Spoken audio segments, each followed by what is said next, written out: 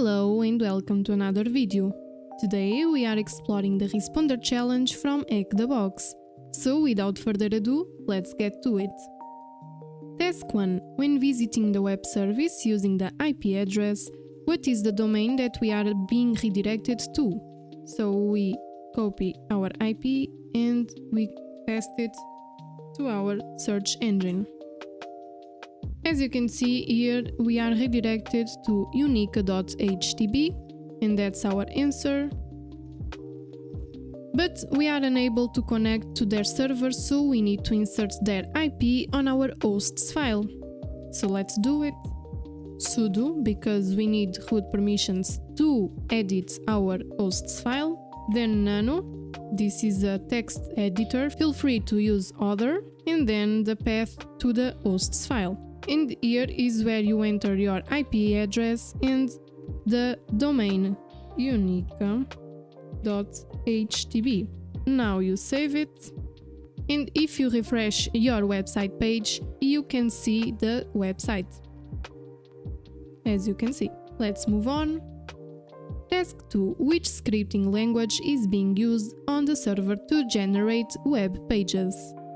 So let's go back to our website, and to answer this question I use 𝒂𝒊𝒔. 𝒂𝒊𝒔 is a browser extension that helps users identify the technologies used on websites. So as you can see, these are the technologies used on 𝒂𝒊𝒔's website. And as you can see, our scripting language is PHP. So that's our answer, PHP. Task 3. What is the name of the URL parameter which is used to load different language versions of the web page? Let's go back to our 𝒂𝒊𝒔's website, and here we are going to change the language for French, and the name of the URL parameter used to load different languages is page, as you can see. So that's our answer, page. Task 4. Which of the following values for the page parameter will be an example of exploiting a local file include, aka LFI vulnerability?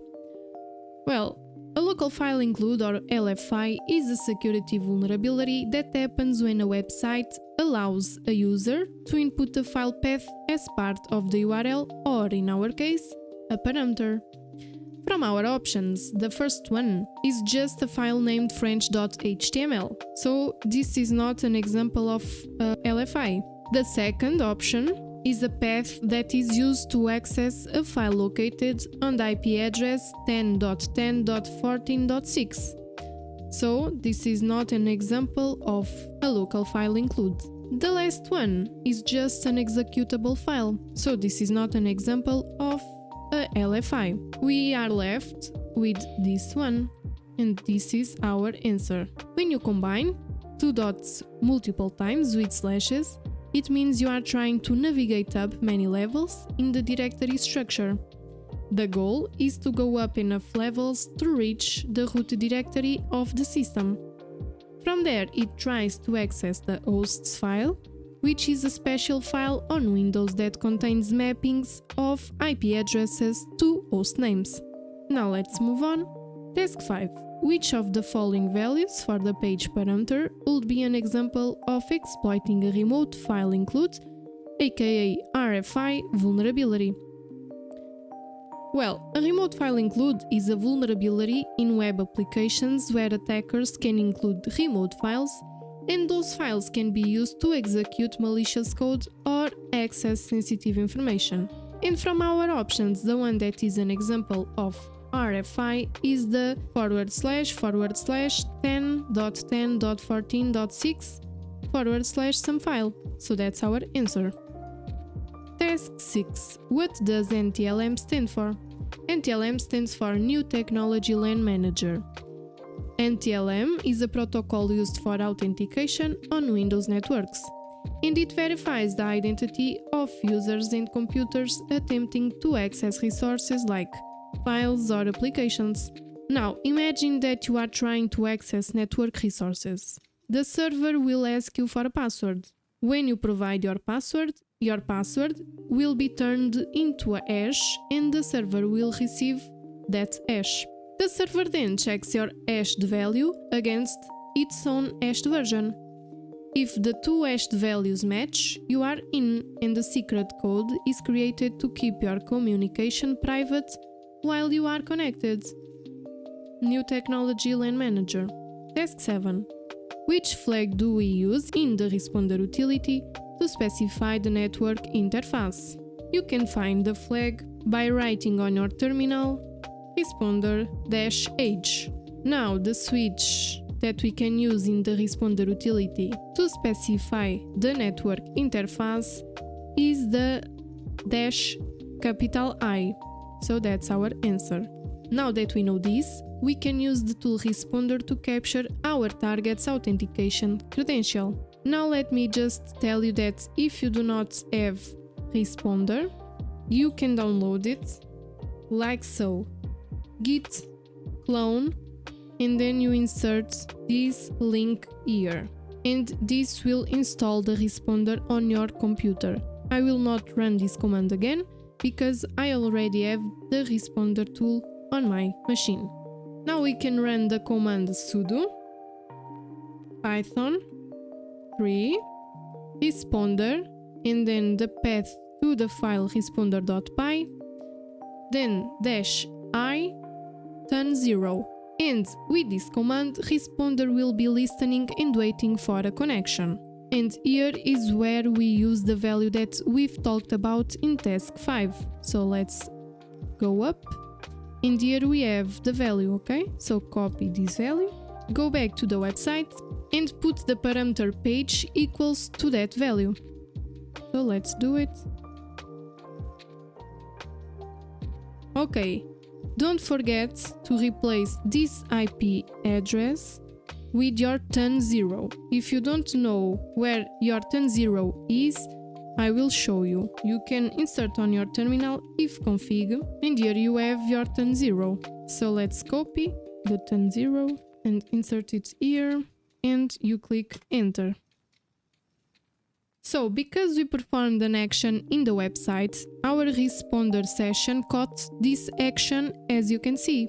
With responder, we could retrieve the hash of the administrator. Let's go back. Task 8. There are several tools that take a NTLM v2 challenge response and try millions of passwords to see if any of them generate the same response. One such tool is often referred to as John, but the full name is what? Well, the full name is John the Ripper. So let's create a file and copy the hash of the administrator to that file. Let's copy. To create a file, you can use the command touch and the name of the file. I will name my file hash.txt. Now you can use the text editor like nano to insert the hash value inside of your file. So nano hash.txt, you save the file, and now you can use John the Ripper to crack the administrator's passwords. To do that, we can use the following command: John --word list and the path to the word list that you want to use. Now, if you are using Kali Linux, you already have one word list installed. To access that word list, you can change the directory to the user, then share, then word list. Let's list all the contents inside of word list. And here we have the roq.txt. I will use this file. So you have here the path. You can copy this and paste it here, and then put the file that you want to use to crack the administrator's password, okay? Now you click enter, and here you have the password of administrator. So, task 9, what is the password for the administrator user? The password is badminton. Task 10, we will use a Windows service to remotely access the responder machine using the password we recovered. What port TCP does it listen on? To know this, we can perform an nmap scan. So nmap-a, because we want an aggressive scan, and this switch will give us information like the version, the OS, and other things.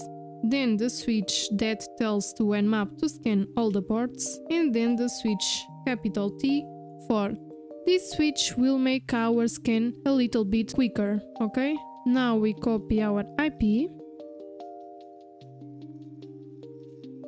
and we wait a little bit, and here we have the port is 5985, that's our answer.